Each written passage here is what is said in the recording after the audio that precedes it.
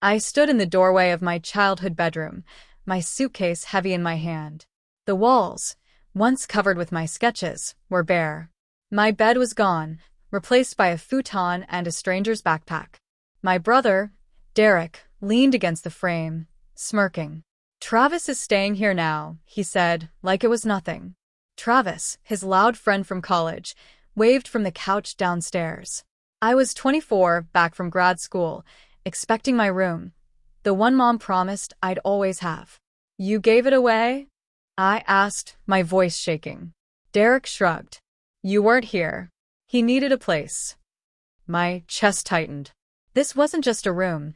It was my safe space, my memories of late-night talks with Mom before she passed last year. I dropped my bag, the thud loud in the quiet house. Derek's smirk grew. "Chill, Emma. It's just a room." But it wasn't. It was mine, and he'd taken it without asking. I turned away, my hands clenched, anger sparking. I wasn't going to beg. I'd find a way to make him regret this. The house smelled of Mom's old lavender candles, but it felt foreign now. I slept on the living room couch that night, the springs digging into my back. Travis's laughter echoed from my room, Derek joining in. I stared at the ceiling, Mom's old quilt barely keeping me warm. She'd left this house to both of us, but Derek acted like it was his alone. I thought of her will, read after her funeral. The house, her savings, her antique shop, split evenly, she'd said. But Derek had been running things, charming the lawyer, while I was away studying. My phone buzzed. A text from Derek. "Stop sulking. Travis pays rent." "Rent?" "For my room?" I didn't reply. I got up, grabbed my laptop, and searched the attic for Mom's papers. In a dusty box, I found the will, its pages crisp. My name was there, clear as day, co-owner. Derek thought he could push me out, but he'd forgotten something. I wasn't just his little sister. I was Emma, and I'd learned to fight for what's mine. The attic creaked, the night quiet except for my heartbeat. I held the will, a plan forming. He'd taken my room. I'd take something bigger. Morning light spilled through the kitchen window as I made coffee, the will hidden in my bag. Derek sauntered in, grabbing a mug. "You still mad?" he asked, grinning. I forced a smile, my anger buried deep. "Just figuring things out," I said. He didn't notice my tone, too busy texting Travis. I drove to Mom's antique shop, the little store she'd loved. It was locked, but my key still worked. Inside, it smelled of wood polish and memories. I found her ledger under the counter, listing sales, debts, and a note. Emma's half untouched. Derek hadn't sent me a cent. My phone rang, "Our lawyer, Mr. Hayes." "Emma, Derek says you're okay with Travis renting your room." My grip tightened. He lied. Hayes paused. "Come see me." I hung up, my heart racing. Derek thought he could erase my place in this family, but Mom's ledger and will were proof I belonged. I locked the shop, the bell jingling behind me. Outside, the town bustled, unaware of my fight. I wasn't just reclaiming a room. I was reclaiming my legacy, and Derek wouldn't see it coming. Mr. Hayes's office smelled of leather and coffee. He slid Mom's will across his desk, his glasses low on his nose. "You and Derek inherit equally," he said. "House, shop, savings, split 50-50. I nodded, showing him the ledger. "Derek's keeping it all." And he gave my room to Travis. Hayes frowned, scribbling notes. "That's a breach of fiduciary duty." My heart skipped. Derek wasn't just selfish, he was breaking the law. I left with a plan. Gather proof. Back home, Travis was sprawled on my old bed, playing video games. Derek was out. I searched his room, finding bank statements in a drawer. Mom's savings, $80,000, sat in an account, but only Derek's name was on it. My half was there, untouched but locked away. I took photos, my hands steady. Derek thought I'd stay quiet like when we were kids and he'd take my toys. Not this time. I slipped out, the house quiet except for Travis's game. Outside, the air was crisp, fall leaves crunching under my boots. I wasn't just mad, I was ready. Derek had taken my space, but I'd take back my future. I spent the next day at the library, digging into Mom's estate. Online records showed the house's deed in both our names, but Derek had listed it for rent without my consent. Travis's rent went straight to him. My blood boiled. I called Mia, my best friend from grad school. "He's stealing from me," I said, my voice low. She gasped. "What's your plan?" I didn't know yet, but I felt it growing, a spark of defiance. Back home, Derek was in the kitchen, eating cereal. "You're still here," he said, smirking. I ignored him, grabbing my laptop. In the attic, I found more, a letter from Mom, written before she died. "Emma, you're my heart. Don't let anyone take your light." Tears stung, but I wiped them away. The letter was fuel. I photographed it, adding it to my evidence, bank statements, the will, the ledger. Derek thought he'd won by giving Travis my room, but he'd started a war. I wasn't the quiet sister anymore. Outside, the wind howled, matching my resolve. I'd make him pay, not with anger, but with proof. The orphanage down the street flashed in my mind. Maybe that was my answer. I met Hayes again, showing him the photos, bank statements, the deed, Mom's letter. His eyes narrowed. "Derek's mismanaging the estate. You could sue for your share." I nodded, but my mind was elsewhere. Suing felt small. I wanted something bigger, something that'd hit Derek where it hurt. That night, I walked past the town orphanage, its sign faded but warm. Hope Haven. Mom had volunteered there, reading to kids, bringing them cookies. I remembered her smile, how she'd called them her little stars. An idea sparked. What if I gave Derek's half of the inheritance to them? Not out of spite, but to honor Mom. I called Hayes the next day. "Can I redirect my share of the estate?" He paused. "It's possible, but you'd need control first." I spent hours researching, my laptop glowing in the dark living room. Derek came home, Travis trailing him. "Still sulking?" he teased. I smiled, calm. "Just planning." He didn't ask what. Good. I wasn't ready to show my cards. The orphanage's lights glowed across the street, a beacon. I wasn't just fighting for me. I was fighting for Mom's legacy, and Derek wouldn't stop me. I needed more proof, so I dug deeper. In Mom's shop, I found a locked filing cabinet. My old hairpin trick worked, and inside were contracts, rental agreements for the shop, signed only by Derek. He'd been pocketing the income, thousands a month, while telling me the shop was breaking even. My hands shook as I photographed each page. At home, Travis was blasting music in my room, Derek laughing downstairs. I stayed quiet, my anger a steady fire. I called Mia, who suggested a forensic accountant. "Get someone to trace the money," she said. I found Miss Carter, a sharp accountant in town. She agreed to review my evidence for a small fee. "This is theft," she said after a day, her voice firm. "He's diverted at least $40,000 of your share." My heart raced. Derek wasn't just greedy, he was a thief. I thanked her, my plan sharpening. Giving his inheritance to Hope Haven wasn't just revenge, it was justice. I looked out at the orphanage's sign, its lights soft in the dusk. Mom would have loved this. I wasn't backing down. Derek had taken my room, but I'd take his future. Ms. Carter's report was a bombshell. Derek had funneled $45,000 from Mom's savings and shop profits into his personal account. I sat in her office, the numbers staring back at me. "You've got a strong case," she said. "File a claim, and you could control the estate." I nodded, but my mind was on Hope Haven. I visited the orphanage, meeting Ms. Lynn, the director. Her office was cozy, filled with kids' drawings. "We're struggling," she admitted. "Donations are down." I thought of Mom's smile, her stories for the kids. "I might help," I said, not explaining yet. Back home, Derek was on the couch, Travis beside him. "You're quiet lately," Derek said, eyes narrow. I shrugged. "Just thinking." He laughed, clueless. I emailed Hayes, asking to file for estate control, citing Derek's theft. He replied fast, "We'll move tomorrow." My heart pounded. This wasn't just about a room anymore. It was about righting a wrong. The orphanage's needs, Mom's memory, my fight, they all wove together. I looked at my sketches, now in a box. I'd draw again, but first, I'd redraw the story.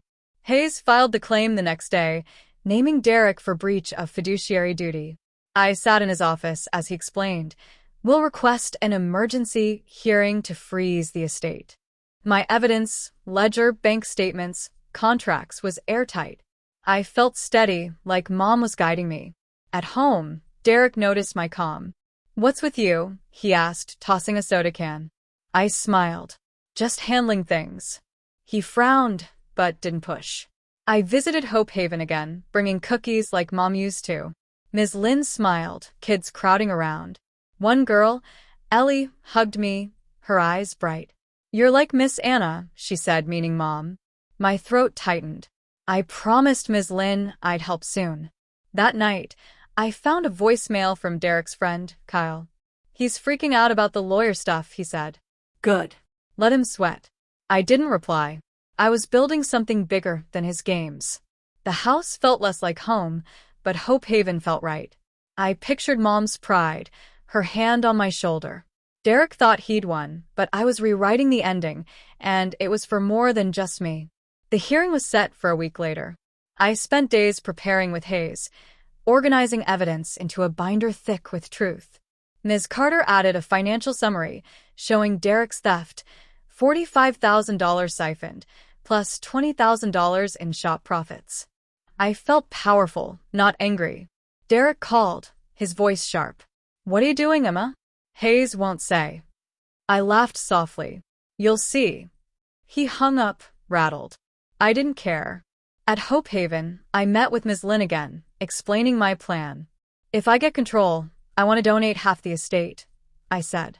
Her eyes widened. "That could save us." I nodded, thinking of Ellie's hug. Back home, Travis was packing, muttering about drama. Derek glared at me. "This is my house too," he said. I didn't flinch. Not for long. I slept on the couch, the binder under my pillow.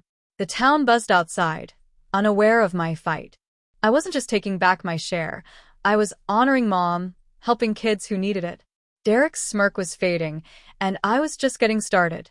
The Orphanage's sign glowed in my mind, a promise I'd keep. The courtroom was small, the air thick with tension. Derek sat across from me, his jaw tight, Travis nowhere in sight. Judge Clara Wells, a woman with sharp eyes, read our claim.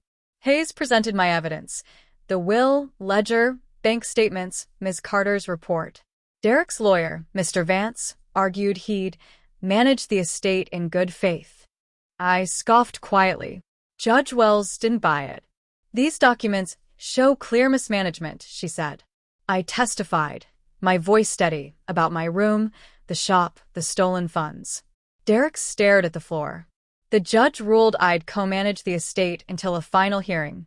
My heart soared. Outside, Derek cornered me. "You're ruining everything," he hissed.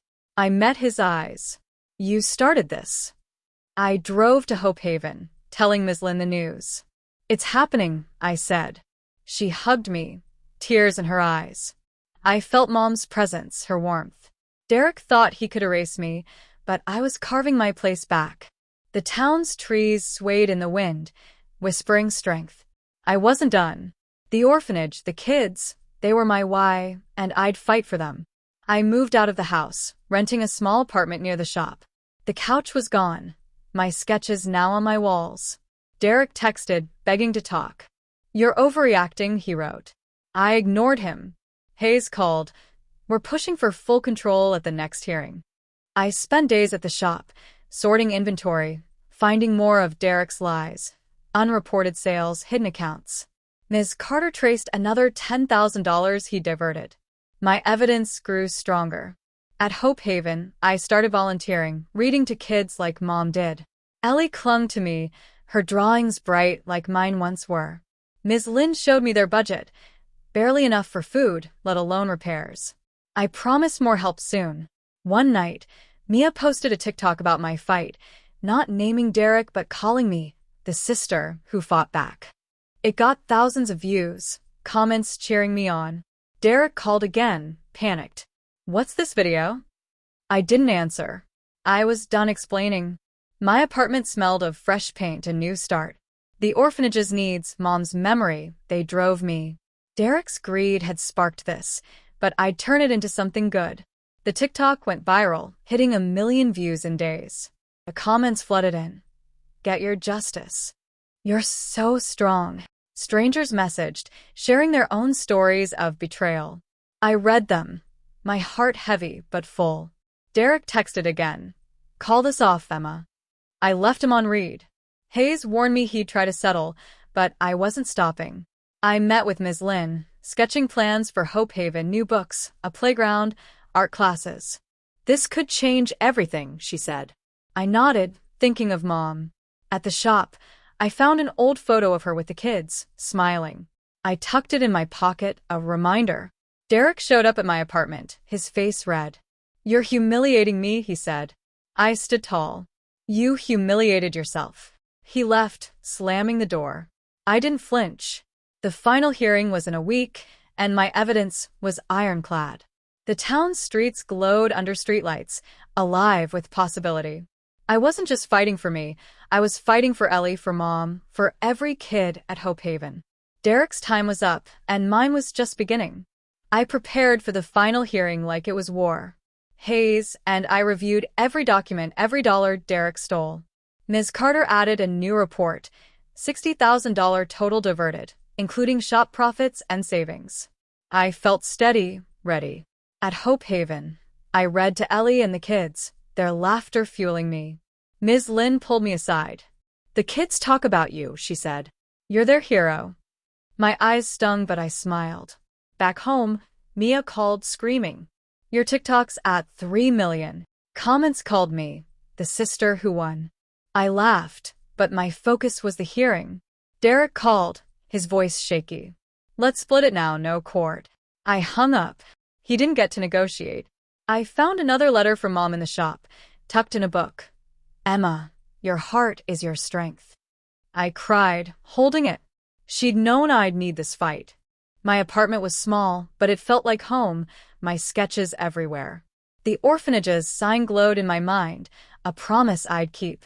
Derek thought he could bully me, but I was rewriting our story, and it wasn't his anymore. The courtroom was packed, the air electric. Derek sat, his face pale, his lawyer whispering nervously. Judge Wells listened as Hayes laid out our case. The will, the ledger, Miss Carter's reports. I testified, my voice clear, about Derek's theft, my room, Mom's trust. He thought I'd stay quiet, I said. He was wrong. Derek's lawyer tried to paint him as overwhelmed, but the judge's eyes were cold. She ruled in my favor. Full control of the estate to me, Derek liable for $60,000 in damages. The gavel's crack was victory. Outside, Derek grabbed my arm. You've ruined me, he said. I pulled free. You did that yourself. I drove to Hope Haven, telling Ms. Lynn the news. I'm donating half the estate, I said. Her jaw dropped. That's $40,000 plus shop profits. She hugged me, crying. Ellie ran up, handing me a drawing of us. I held it, tears falling. The town's trees rustled, Mom's spirit near. I'd won, not just for me, but for her, for the kids. Derek's shadow was gone, and my light was shining. I signed the papers that week, transferring $40,000 and half the shop's future profits to Hope Haven.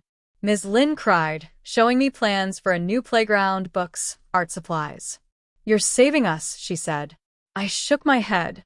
Mom is. I moved back into the house, my room mine again. Travis was gone. Derek silent. I hung my sketches, the walls alive with color.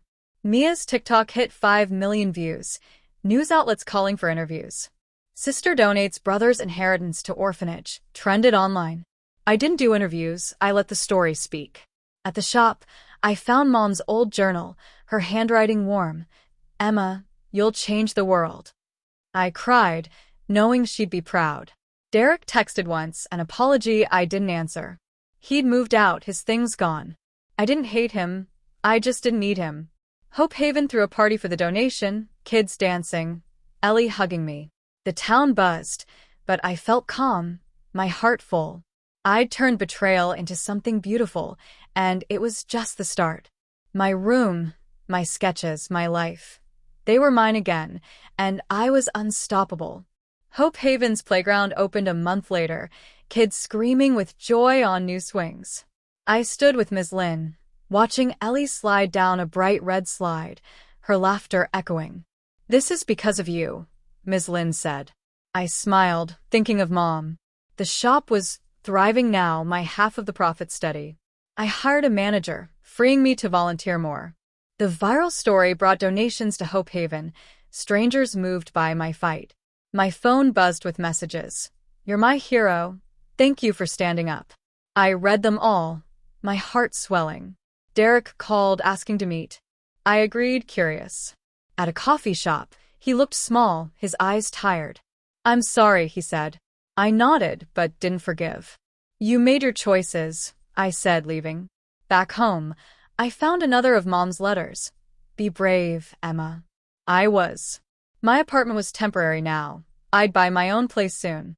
The town's lights glowed outside, warm and alive. I wasn't just Mom's daughter or Derek's sister. I was Emma, building a legacy of love, and no one could take that away. The shop became my sanctuary, its wooden shelves filled with Mom's treasures. I found more of her notes, tucked in drawers. "Emma, your art is magic." I started drawing again, my sketches bolder, inspired by the kids at Hope Haven. Ellie's drawings hung beside mine, her colors bright like Mom's spirit. The orphanage's art classes, funded by my donation, were packed, kids painting their dreams. Ms. Lin called me their guardian angel. I laughed, but it felt true. Mia made another TikTok, showing the playground, my story now at 7 million views. Comments called me the sister who changed lives. I didn't need the fame, I needed the impact. Derek texted again, asking for forgiveness. I didn't reply.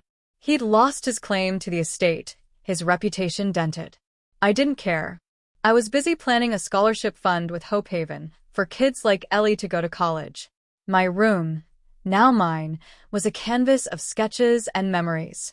The town streets sparkled at night, a reminder of my strength. I'd turned Derek's betrayal into hope, and I was just getting started. A year later, Hope Haven was transformed. New books, a computer lab, a garden where kids grew vegetables. I stood in the garden with Ellie, now 10, planting sunflowers. "Like Miss Anna," she said, smiling. My heart swelled. The shop's profits funded it all, my half steady, the other half for Hope Haven. My sketches were selling now, displayed in a local gallery. Buyers loved the story behind them, the sister who fought back. Mia's TikToks kept the story alive, hitting 10 million views. News outlets called, but I stayed quiet, letting my actions speak. Derek moved away. His text stopped. I heard he was working odd jobs, humbled. I didn't gloat, I'd moved on. Ms. Lin invited me to speak at a fundraiser. I stood before a crowd, my voice clear. "This is for my mom, for these kids," I said. They clapped, Ellie cheering loudest. My apartment was home now, my sketches everywhere. The town's lights glowed, a promise kept. I wasn't just Emma, I was a light for others, and no one could dim it. The scholarship fund launched, named Anna's Stars after Mom. 5 kids, including Ellie, got full rides to college when they were older. Ms. Lin cried at the announcement, hugging me tight. "You're her legacy," she said. I nodded, tears falling. The shop was booming, my sketches selling faster than I could draw. A gallery in the city wanted a solo show. I said yes, my heart racing. The viral story brought more to Hope Haven, donations, volunteers, even a new van for field trips. My phone buzzed with messages from strangers. "You inspired me to fight." I answered some, grateful. Derek sent a letter, handwritten, apologizing. I read it, then set it aside. Forgiveness wasn't mine to give yet. I focused on the kids, teaching them to draw, their laughter healing me. My apartment was filled with color, sketches, plants, Ellie's drawings. The town felt like home again, its streets alive. I'd turned pain into purpose, Derek's betrayal a spark for good. Hope Haven's sign glowed at night, a beacon. I was Emma, Mom's daughter, the sister who fought, and I was enough. The gallery show was a whirlwind. My sketches, bold, vibrant scenes of the town, the kids, Mom's shop, hung under soft lights. People whispered my story, the sister who gave an inheritance away. I stood in a simple dress, Ellie by my side, her hand in mine. "You're famous," she teased. I laughed, just happy. Buyers lined up, my art selling for thousands. I donated half to Hope Haven, the rest for my new place, a small house near the shop. Ms. Lin spoke at the opening, calling me a hero. The crowd clapped, my cheeks warm. Mia's latest TikTok, showing the show, hit 12 million views. Comments flooded. "She's unstoppable." I didn't feel famous. I felt alive. Derek's absence was a shadow, fading fast. I found another of Mom's notes in the shop. "Emma, your strength is your art." I framed it, my heart full. The town's lights sparkled. Outside, a canvas of hope. I wasn't just fighting Derek anymore. I was building a future for kids like Ellie, for Mom, for me. I moved into my new house, a cozy cottage with a garden. My sketches covered the walls, Ellie's drawings mixed in. Hope Haven's garden bloomed, kids tending it daily. I taught art classes there, watching their faces light up. Ms. Lin showed me plans for a new dorm, funded by my donation and others inspired by my story. "You started this," she said. I smiled, thinking of Mom. The shop was my anchor, its profit steady, half still for Hope Haven. My gallery show led to a book deal, sketches, and my story, to inspire others. I wrote at night, Mom's notes beside me. A letter came from a woman whose brother took her inheritance. "You gave me courage," she wrote. I cried, replying with hope. Derek was gone, no contact. I didn't need his apology. My life was full, art, kids, purpose. The town's streets glowed, alive with my fight. I'd turned betrayal into beauty, and it was growing. Hope Haven sign was my North Star, guiding me forward. The book, Anna's Stars, hit shelves, my sketches and story woven together. At the signing, people lined up, locals, strangers, kids from Hope Haven. Ellie handed me a sunflower, grinning. "For you," she said. I hugged her, my eyes wet. Readers shared their stories, betrayals, triumphs, hope. One woman said, "Your book saved me." My heart soared. The shop was a hub now, hosting art classes for the community. Profits kept Hope Haven thriving, new computers, a music room. Mia's TikToks hit 15 million, the story global. I got emails from orphans in other towns, thanking me. Derek's name faded, a whisper I didn't hear. I found Mom's last note in a shop drawer. "Emma, you're my light." I framed it beside my desk. My cottage was home, filled with laughter, art, love. The town's lights danced at night, a promise kept. I wasn't just the sister who fought. I was a beacon, shining for Mom, for Ellie, for everyone who needed hope. Hope Haven threw a festival, celebrating the new dorm. Kids danced, music filled the air, and I stood with Ms. Lin, watching. Ellie ran up, her sunflower drawing framed in my hand. "You did this," she said. I shook my head. We did. The book was selling, royalties funding more scholarships. My art classes grew, kids from town joining the orphans. A news crew came, filming the festival. "Local woman turns betrayal into hope," they said. I smiled but stayed quiet, letting the kids shine.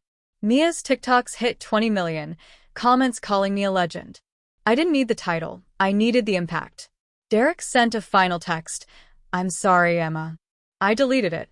My cottage was alive, sketches, flowers, Ellie's visits. Mom's shop buzzed, a legacy reborn. The town's streets glowed, my heart full. I'd taken Derek's betrayal and built something bigger, better. Hope Haven was my family now, its kids my purpose. I wasn't just Emma. I was the woman who turned pain into light, and I'd keep shining. 2 years later, I stood in Hope Haven's garden, sunflowers tall around me. Ellie, now 12, helped plant more, her laughter bright. The orphanage was a home now, new dorms, a library, art rooms, all from my donation and the community it inspired. My book was in schools, my sketches in galleries worldwide. I taught full-time at Hope Haven, my cottage a hub for kids' visits. Ms. Lin called me Anna's legacy. I smiled, feeling Mom near. The shop thrived, its profits shared with the kids. Mia's final TikTok, showing the festival, hit 25 million views. Strangers sent letters, inspired to fight their own battles. Derek was a memory, his life small, his choices his own. I didn't hate him, I'd outgrown him. My heart was in the kids, the art, the town's glow. I walked through the garden, Ellie's hand in mine, sunflowers swaying. I'd turned betrayal into hope, loss into love. I was Emma, Mom's daughter, the sister who fought, and I was enough, my light burning bright for all who needed it.